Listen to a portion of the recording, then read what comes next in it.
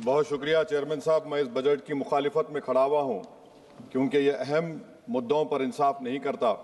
मिसाल के तौर पर सर, अगर आप देखेंगे मुस्लिम एनरोलमेंट जो UDIC का डेटा है 2021-22 का, मुसलमानों का एनरोलमेंट गवर्नमेंट का डेटा बोलता है प्राइमरी में 15%, यूपी में अपर प्राइमरी में 14%, सेकेंडरी में 12% और हायर सेकेंडरी में 10%। प्राइमरी से लेकर हायर सेकेंडरी तक आते सर 5% की गिरावट होती है।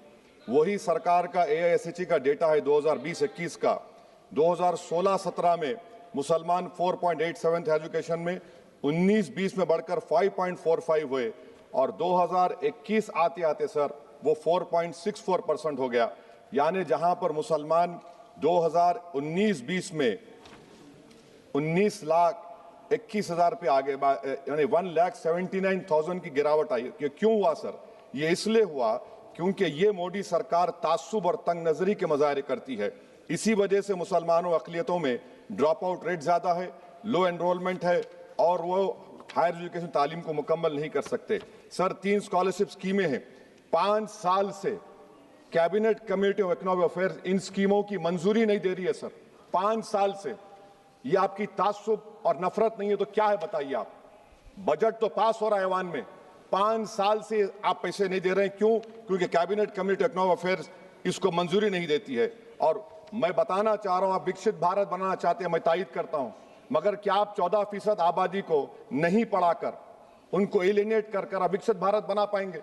विकसित भारत उसी वक्त बनेगा सर जब मुसलमान समाजी, इक्तिसादी, तालीमी और माशी तौर पर ताकतवर होंगे। मगर अफसोस के साथ कहना पड़ा, सच्चाई है कि सरकार नहीं चाहती ये हो। सर मैं इस हुकूमत से पूछना चाह रहा हूं कि यूनिट कॉस्ट स्कॉलरशिप का 2007 और 8 से रिवाइज नहीं हुआ क्योंकि जो तालीम का कॉस्ट है उससे मैच नहीं कर रहा है। आप 3 स्कॉलरशिप को डिमांड ड्रिवन नहीं कर रहे हैं। 11 साल से आप 10 स्कॉलरशिप नहीं बढ़ाए, वही नंबर ला के रख दिए। मैं डिमांड ड्रिवन करने का मुतालबा करता हूं। सर प्री मैट्रिक स्कॉलरशिप को क्यों 9th और 10th से शुरू किया था? Sir highest drop out rate मुसलमानों का है और हमारे मसीहा वेस्ट बंगाल में बैठे, वहां पर ड्रॉप आउट रेट मुसलमानों का 23%, आसाम में 30%। आसाम की सरकार गोली मारने का वीडियो कम बनाएगी तो शायद मुसलमान पढ़ ले तालीम में। सर मैं मुतालबा करता हूं कि मौलाना आज़ाद फेलोशिप को दोबारा शुरू किया जाए ताकि अक़लियती और मुस्लिम बच्चे हायर एजुकेशन मुकम्मल कर सकें। पेरेंटल इनकम आप इजाफा क्यों नहीं कर रहे सर? 1 लाख रुपए, 1.5 लाख रुपए क्या स्कॉलरशिप मिलेगी सर बताइए आप? और सर आपको मिसाल दे रहा हूं, आप तो काबिल आदमी हैं।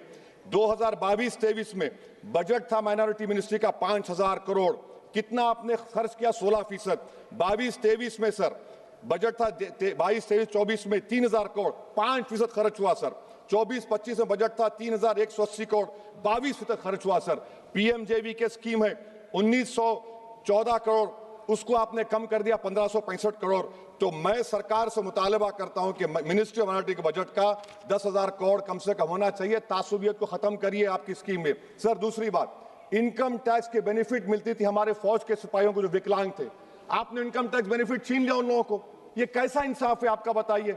जो फौजी सर्विस में है, अरे प्राइम मिनिस्टर अगर एक ट्रेन की झंडी दिखाएंगे तो उससे बढ़ के पैसे खर्च हुआते, तो आप क्या बचा रहे? सर 11-12 साल से वजीर आजम मोदी हैं, हमारी एयरफोर्स का स्क्वाड्रन गिरकर 29 पर आ गया।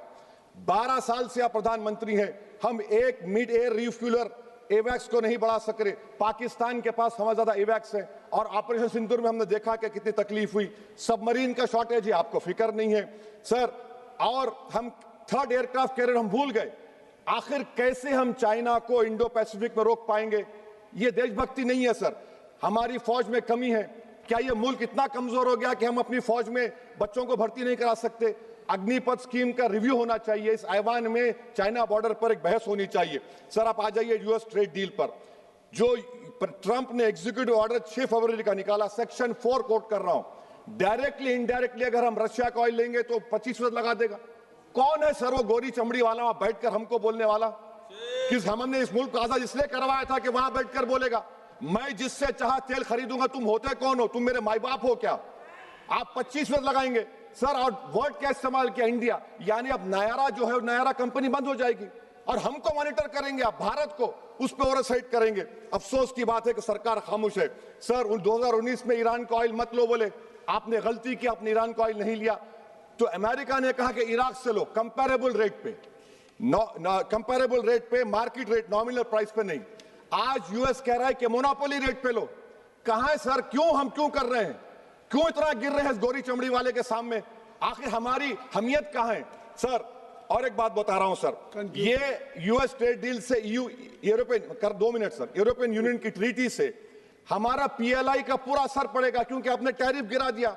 आपने टैरिफ गिरा दिया मेडिकल डिवाइसेस पर, आपने टैरिफ गिरा दिया सोफिस्टिकेटेड मशीनरी पर, तो यूएस इंडस्ट्रियल गुड्स आएंगे, तो डी-इंडस्ट्रियलाइजेशन का खतरा है इस मुल्क में। Sir, you are we signing a free trade agreement और a force purchase order? Sir, Bangladesh से यूएस ने कह दिया कि हमसे कॉटन खरीदो, 0 टैरिफ। सर, भिवंडी, मालेगांव, बनारस के पावरलूम का क्या होगा? 70% रॉ कॉटन हम देते हैं बांग्लादेश को। सर, एमएचए का बजट 5.7 बढ़ गया, डिफेंस का 15.99। मैं सरकार से मुतालबा करता हूं कि वेनेजुएला में जो हुआ, आप एक ऑपरेशन इंसाफ करिए। ऑपरेशन इंसाफ के तहत हाफिज सईद, मसूद अजहर, लखवी को घुस के लाइए भारत में, तभी इंसाफ होगा सर। जब तक खत्म कर रहा हूं सर, हम कुलभूषण यादव को भूल गए। वो कुलभूषण यादव को आईसीजे में रुकाया, आखिर हम कब लेके आएंगे कुलभूषण यादव को? वजीर आजम इजराइल को जा रहे हैं, मैं उनसे ये मुतालबा करता हूं कि वो गाजा को जाएं, 15 मिनट जाकर देखें, 60,000 फलस्तीनों खत्म कर दिया गया। और नेतन्याहू पर आईसीजे का अरेस्ट वारंट है, आईसीसी का, और आईसीजे में केस चल रहा है सर। तो मैं आपसे मुतालबा करता हूं कि वजीर आजम गाजा के बारे में देखें। मैं ज़ायनिज़्म मुर्दाबाद बोलता हूं, भारत जिंदाबाद। और ये सरकार तेलंगाना से नाइंसाफी कर रही है, कुछ नहीं दे रही है। बहुत बहुत शुक्रिया sir. B Selvaraj ji. For more of such videos, do like, share and subscribe to ET Now Swadesh.